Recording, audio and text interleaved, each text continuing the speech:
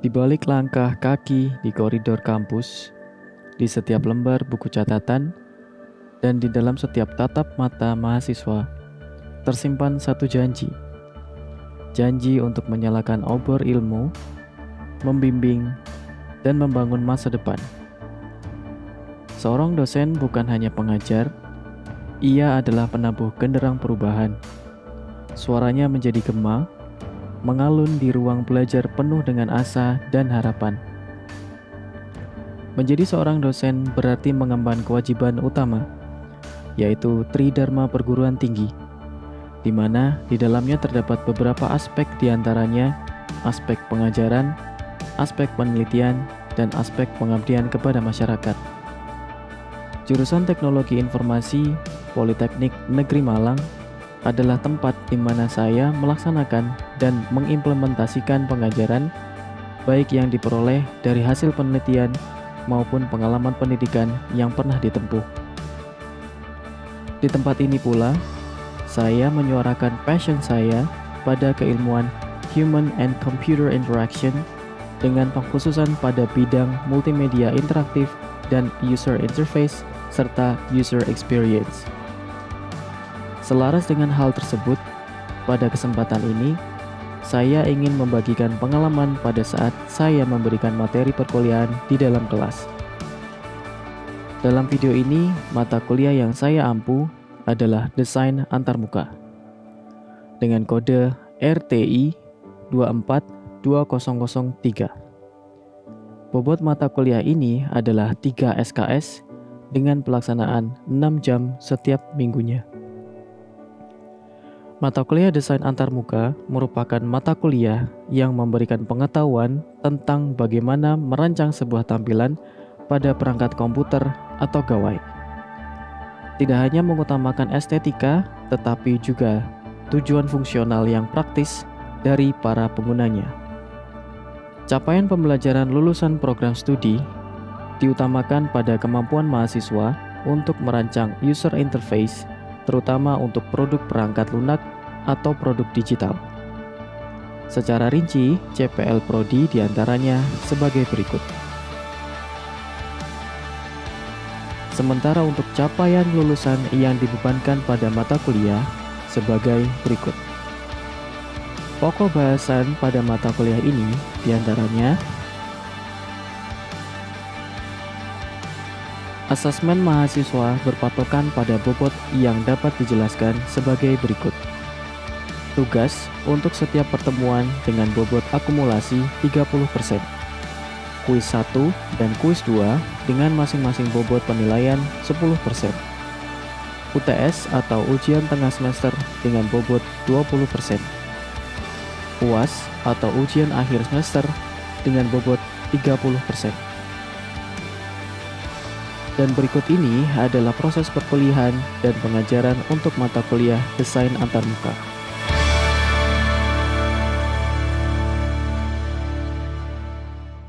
Oke, kelas. Assalamualaikum warahmatullahi wabarakatuh. Waalaikumsalam warahmatullahi wabarakatuh. Good morning everyone. How do you do today? Oke, good.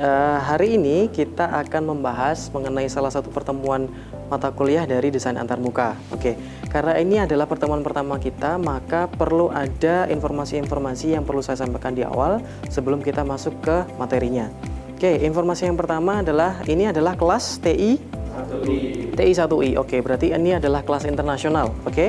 Kesepakatan kami kalau untuk kelas internasional seharusnya kita menggunakan full bahasa Inggris ya, tapi karena kita di sini masih dengan teman-teman mahasiswa dari Indonesia, maka kita akan menggunakan bilingual aja. Kita menggunakan sebagian bahasa Inggris dan sebagian bahasa Indonesia.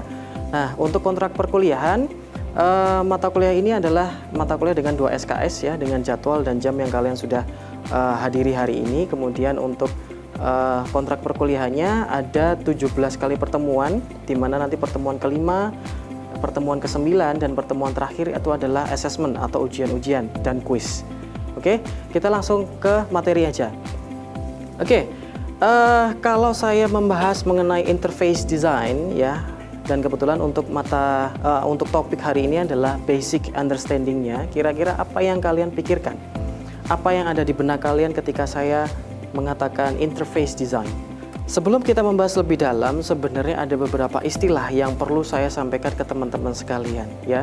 Apa itu desain interface, apa itu yang berkaitan dengan apa itu tampilan-tampilan yang ada di dalam sebuah website, tampilan-tampilan yang ada di sebuah aplikasi, akan kita bahas belakangan, tapi saya punya poin tertentu antara UI versus UX. Dan saya akan membahasnya dalam bentuk contoh-contoh gambar seperti ini. Oke, apa yang bisa kalian lihat dari gambar-gambar yang ada di depan? Kelihatan ya gambarnya ya? Oke, salah satu di antara kalian, apa pendapat kalian dari gambar yang sebelah kiri? Matanya kecolok. Kira-kira kenapa kok seperti itu?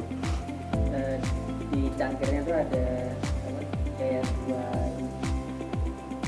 dua tonjolan, bom, oke. Kalau minum kecolok. Oke. Dan apa kesalahannya yang kira-kira Khalid tahu dari sini? Ngapain ada bom? Ngapain ada bomnya? Oke, ada yang punya pendapat lain kira-kira? Oke. Kalau dibuat seperti ada seringan, biar sampai terlihat lucu. Oke. Jadi penampilannya akan menarik calon konsumen untuk membeli gelas tersebut. Namun ketika dipakai malah tidak sesuai. Malah merepotkan. Oke, ya. Jadi jawaban di antara teman-teman sekalian ini sebenarnya udah merujuk kepada gimana sih sebenarnya penggunaan UX. Karena UX itu kepanjangannya adalah user experience, ya kan? Nah, if we look at this picture, sebenarnya maksud dari desain awalnya adalah mengutamakan estetikanya. Mungkin untuk teman-teman yang cewek ya, teman-teman perempuan kayak gitu, mungkin akan lebih tertarik ketika gelasnya itu adalah gelas yang lucu seperti ini, ya kan? Mungkin untuk teman-teman yang laki-laki mungkin tidak terlalu tertarik karena memang bukan sifat kelucuannya yang akan menonjol. Nah, tapi ketika kita menelisik lagi lebih dalam, menggunakan gelas yang seperti ini sama sekali tidak bermanfaat. Karena pada saat mungkin gelas ini dibuat untuk pertama kali, itu sama sekali tidak memikirkan user experience-nya seperti apa. Yang penting lucu, yang penting terjual banyak, yang penting estetik. Nah, tapi ternyata secara estetik atau mungkin yang bisa saya katakan baik di mata, itu ternyata tidak baik untuk digunakan semuanya. Atau tidak terlalu memberikan pengalaman yang baik. Oke, itu pertama. Oke, kemudian gambar yang kedua, second picture on the right side. What do you think of it?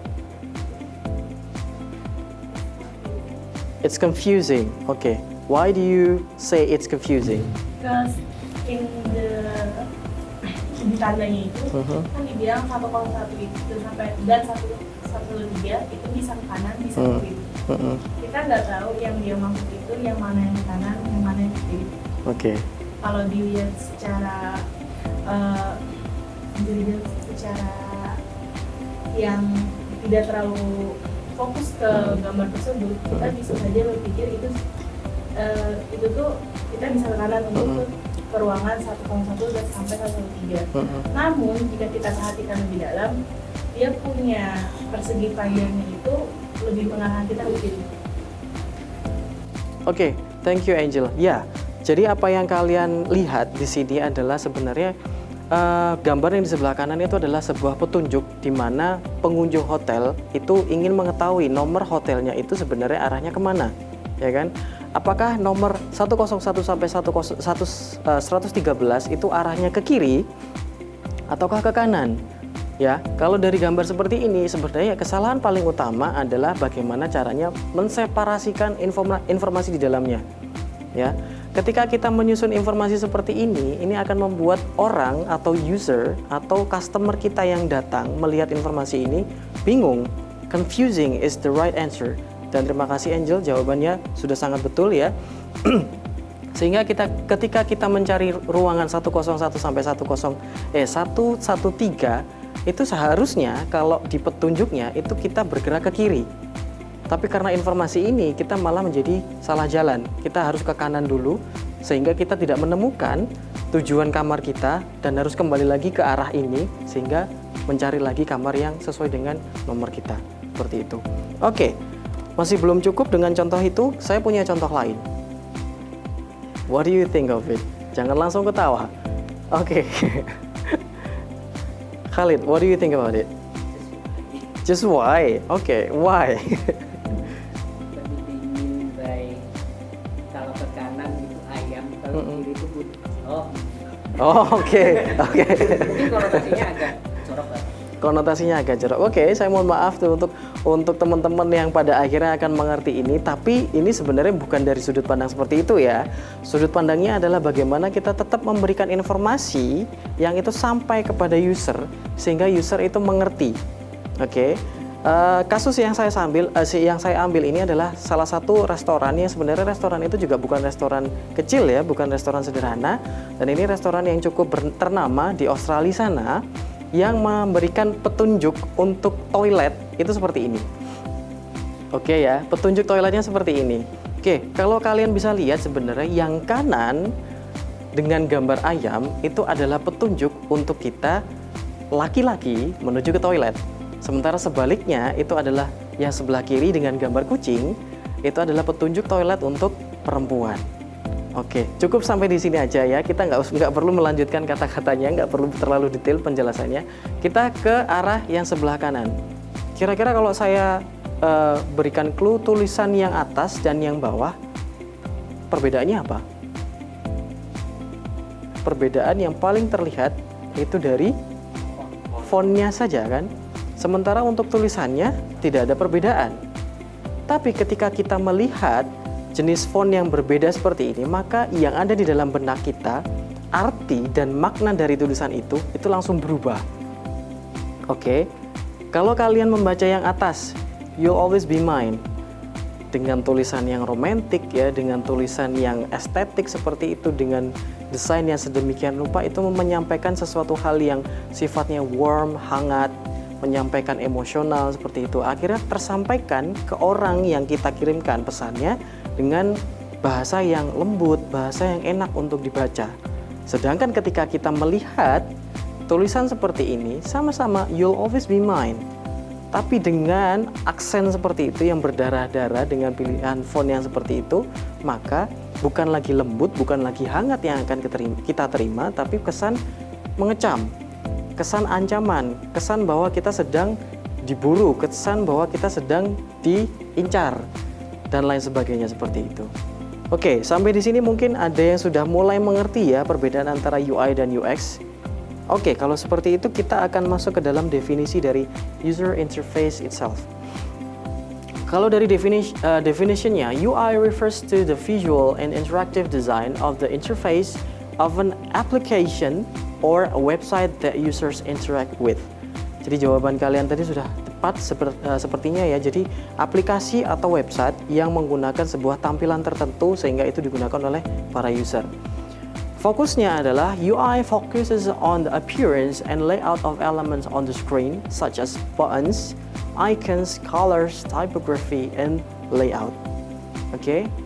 Dan maksud mereka atau tujuan utamanya secara objektif adalah the main goal of UI is to create an interface that is visually appealing, consistent, and easy to use. Tapi berkaitan dengan easy to use itu sebenarnya tidak hanya di UI saja. Kita harus menelisik lebih dalam ke arah UX. Nah, tapi saya punya beberapa hal yang menjadi komponen-komponen utama dari user interface itu sendiri. Colors and color schemes atau penggunaan warna-warna untuk menciptakan sebuah desain yang estetik dan itu menonjolkan sebuah branding atau sebuah merek seperti itu. Kemudian ada typography yang seperti tadi kita contohkan ya. Layout, the arrangement of elements on the screen to ensure order, lines, and comfort. Oke, nanti akan kita bahas di beberapa pertemuan selanjutnya secara detail ya. Kemudian yang selanjutnya adalah interactivity. The design of interactive elements such as buttons, menus, and forms. Nah, setelah ini kita akan membahas mengenai user experience. Kalau tadi kita sudah tahu definitionnya seperti apa, komponennya seperti apa, fokus dan objektifnya seperti apa, kita akan beralih ke user experience, di mana definitionnya adalah UX encompasses the entire experience and interactions of users with an applications or website from start to finish. Jadi yang dinilai tidak hanya sebatas sebaik mana UI itu kita buat, tapi seefisien apa kita memberikan manfaat dan tujuan untuk usernya. Kemudian fokusnya adalah UX focuses on the overall user experience, including ease of use, efficiency, satisfaction, and enjoyment in using the product. Objektifnya adalah the main goal of UX is to ensure user have a positive, easy, and satisfying experience while interacting with the product. Oke, komponennya adalah, nah berbeda sekali ya ketika kita menelisik mengenai UI sama UX.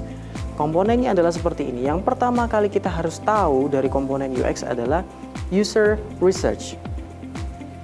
Gathering data about user needs, behavior, and preferences. Jadi kita perlu tahu terlebih dahulu mengenai bagaimana user itu menggunakan aplikasi atau produk-produk kita, produk digital utamanya.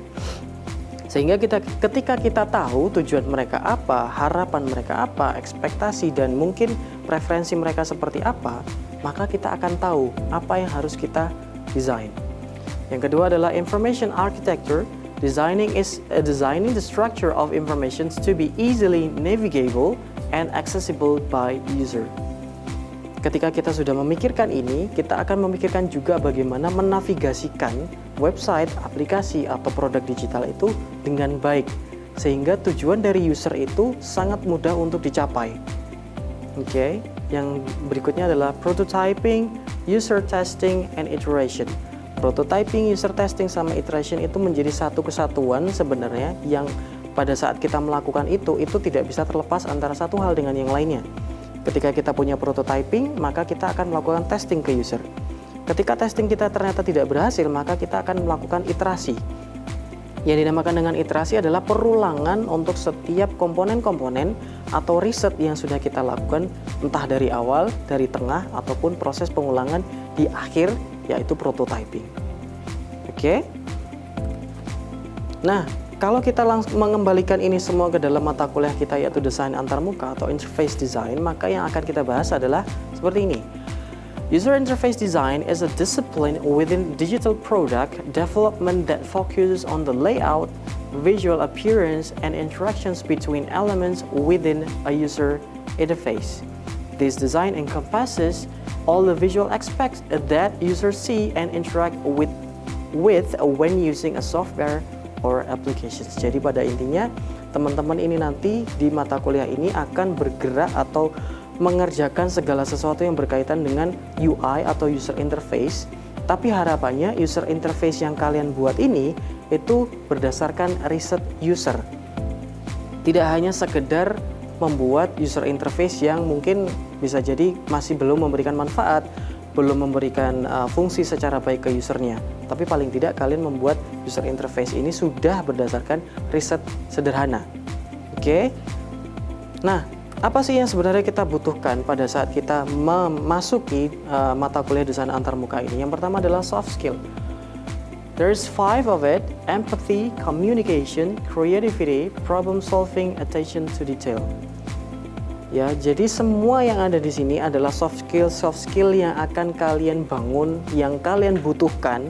Ketika kalian memang sudah memiliki ini, kalian akan terlatih lebih dalam untuk beberapa soft skill yang memang dibutuhkan pada saat kalian mendesain atau memasuki mata kuliah desain antarmuka ini. Oke, yang berikutnya hard skill. Kalau hard skill yang ada di sini, yang ada di slide ini, itu tidak harus kalian miliki semuanya. Karena ini sebenarnya kan terkait sama passion kalian ya. Ada yang memang suka desain grafik, ada yang suka web development, ada yang suka coding, dan lain sebagainya. Nah, kenapa saya bisa mengatakan bahwa kalian tidak perlu semuanya? Kalian cukup menguasai salah satu aja, kalian masih bisa bergerak di bidang desain antarmuka atau bahkan mungkin user experience. Nah, kenapa saya bilang seperti itu? Karena kalian masih bisa melakukan yang dinamakan dengan kolaborasi. Ada satu teman di dalam kelas yang suka dengan desain grafis dan passionnya memang di situ, dan dia bisa dibilang expert di bidang itu. Tapi hanya desain grafis aja, tanpa adanya copywriting atau mungkin basic coding pada saat kita mendevelop website. Nah, kita tinggal cari teman-teman yang memang passionnya ke sana, yang memang keahliannya itu. Jadi kita bisa melakukan kolaborasi di situ. saya punya desain website seperti ini, maka akan saya implementasikan caranya dengan saya mencari teman-teman yang memang sudah memiliki basic coding atau web development yang sudah cukup baik. Seperti itu. Oke. Nah, berkaitan dengan tools atau apa saja yang bisa kita gunakan atau aplikasi-aplikasi yang kita gunakan untuk mendesain antarmuka. Beberapa di antaranya, dan mungkin kalian sudah sangat familiar dengan aplikasi ini, yaitu Figma, kemudian Sketch kalau untuk Sketch khusus untuk yang menggunakan Mac OS, ya kan, dan satu lagi yaitu Adobe XD, ya. Kalian silahkan mencari perbedaan-perbedaan ini karena saya tidak mengharuskan kalian menggunakan salah satu toolsnya ini. Silahkan kalian explore yang mana yang menurut kalian paling nyaman untuk mendesain, kalian silahkan gunakan. Oke. Nah, ada lagi alternatifnya kalau kalian tidak ingin menggunakan itu, ada alternatif lain yaitu InVision, Framer, sama yang terbaru yang lagi viral belakangan ini dan sering muncul di iklan kalau kalian browsing ke YouTube, Facebook, dan sosial media lainnya, itu ada Affinity Designer. Apa yang menjadikan ini lebih unggul dibandingkan yang lain, silahkan kalian juga browsing atau mencari tahu mengenai itu. Oke. Sebelum kita memasuki materi selanjutnya, mungkin ada pertanyaan di antara teman-teman sekalian. Oke, silakan. My name is Angelina, and I want to asking about the previous slide that you were saying about Figma, Adobe XD, and etc. And I want to ask about Canva. Is Canva also a tool or not? Okay, that's a good question, Angelina, right? Oke, what about Canva? Oke, Canva menurut saya dan berdasarkan beberapa penelitian yang pernah saya baca dengan referensi-referensi tertentu, maka bisa saya katakan bahwa Canva bukan termasuk tools design.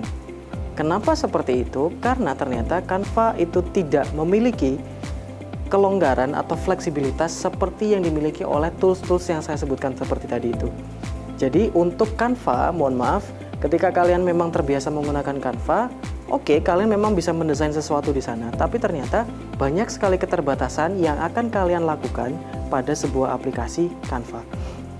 Kalian tidak bisa explore lebih dalam. Kalian tidak bisa menggunakan benar-benar intuisi kalian sebagai seorang desainer. Apalagi kalau kalian sudah mengatakan diri kalian profesional, maka kalian tidak akan pernah nyaman dengan apa yang dinamakan keterbatasan. Sehingga jawabannya adalah tentu ya, Canva, it's not a tool for designing. It's only for publishing, yes. I would say it yes for publishing, but it's not a tool for designing. Oke, ada pertanyaan selanjutnya kira-kira? Oke, silakan. My name is Muhammad Khalid Atorik and I have a question. We all know that user experience is an important thing, but when do we need user experience perspectives? Okay. That's Okay, is that all your questions? That's my question. Okay, thank you Khalid. Khalid, right? Okay. When do we need a user experience perspective for our design? Okay. Jadi perspektif untuk user experience itu kapan sih perlu kita gunakan atau kapan sih kita perlu benar-benar menelisik lebih dalam mengenai user experience? Ya sebenarnya untuk banyak hal ya.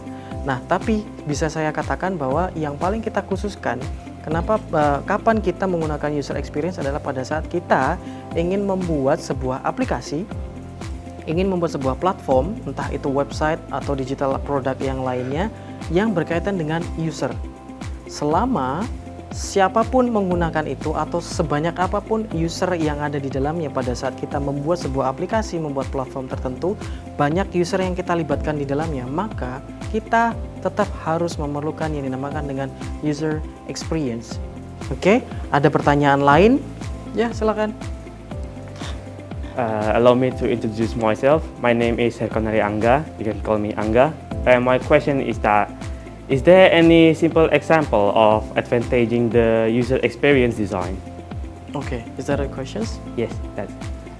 Okay, thank you very much for your questions, Angga, right? Okay. Dari pertanyaan yang sebenarnya disampaikan itu berkaitan sama slide selanjutnya. Oke. Apa yang bisa kalian lihat di slide ini? Di situ ada beberapa petunjuk ya, yang sebelah kiri itu adalah UI, yang sebelah kanan adalah UX. Apa yang bisa kalian sampaikan dari gambar-gambar ini? Oke, ini adalah contoh yang paling sederhana dari penggunaan UI atau UX itu tadi. Oke, kalau yang sebelah kiri, ini adalah botol sos, atau mungkin kita biasa sebutnya mungkin botol kecap dan lain sebagainya seperti itu ya, yang menggunakan bahan kaca. Dan ditambah lagi tutupnya atau gimana caranya kita menuangkan adalah dari atas. Capnya itu ada di atas. Sementara untuk gambar yang sebelah kanan sama-sama botol kecap, hanya saja yang sebelah kanan ini menggunakan botol yang lebih lentur, yang lebih lunak, sehingga kita bisa katakan bahwa ini adalah squeeze bottle, botol yang bisa kita tekan, bisa kita pencet. Dan perbedaannya adalah capnya atau tutupnya itu berada di bawah. Oke, dari perbedaan-perbedaan seperti ini sebenarnya kalian bisa menelisik atau bisa menginterpretasikan sesuatu. Ketika kita menggunakan botol kaca, botol saus kaca yang sebelah kiri, maka kita akan lebih susah untuk menuangkan saus itu. Pernah punya pengalaman kan? Pasti di warung atau bahkan di rumah kalian sendiri, ketika menuangkan saus itu kita harus agak memaksa, agak memberikan dorongan gitu kan untuk bisa mengeluarkan si saus itu sendiri. Bahkan ketika kita sudah mengeluarkan dorongan-dorongan itu ternyata sausnya juga tidak keluar banyak, nggak sesuai sama keinginan kita. Oke ya, dari situ paham ya. Nah, berbeda dengan yang sebelah kanan, ketika kita bisa menggunakan squeeze bottle atau botol yang bisa kita tekan dan tutupnya ada di bawah, maka kita tidak perlu melakukan effort atau kerja keras yang segitunya sehingga kita memaksa untuk saus itu bisa keluar ke makanan kita. Oke, kita tinggal membuka dari bawah, kemudian kita pencet botol saus itu dan sausnya sudah keluar. Bahkan dengan bagaimana kita menekan botol itu sudah sesuai dengan keinginan kita seberapa banyak saus yang akan kita butuhkan. Yang selanjutnya akan kita lakukan adalah brainstorming. Nah, apa yang dimaksud dengan brainstorming? Brainstorming adalah saya menginginkan teman-teman itu membuat sebuah kumpulan kata-kata yang keluar dari benak kalian, yang keluar dari pikiran kalian semua, dan saya akan membuat kalian menaruh kata-kata itu di section-section tertentu. Oke, sampai di sini paham? Nah, nanti akan saya berikan beberapa contoh. Dari contoh itu silakan kalian lanjutkan.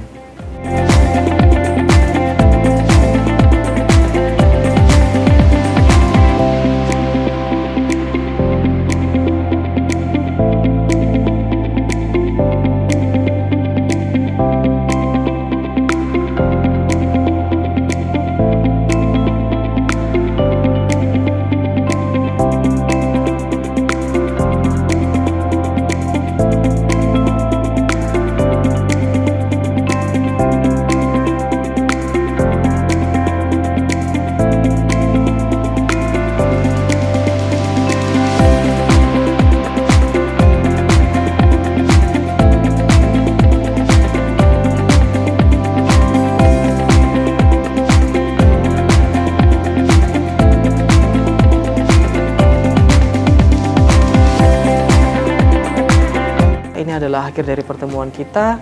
Terima kasih untuk kedatangan dan attention teman-teman sekalian. Wabillahi taufiq wal hidayah. Wassalamualaikum warahmatullahi wabarakatuh. Sekian video kali ini. Terima kasih telah menonton. Sampai jumpa di lain kesempatan.